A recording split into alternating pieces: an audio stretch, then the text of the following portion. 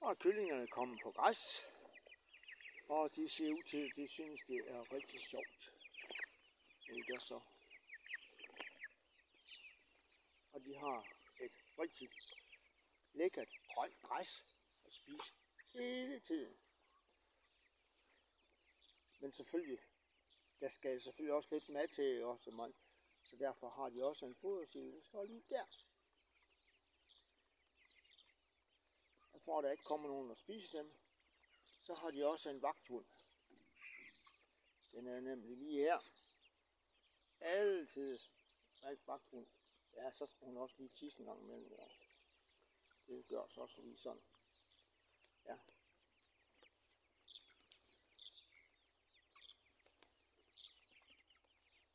Og det er kyllinger, der har det rigtig godt. Det er nok se.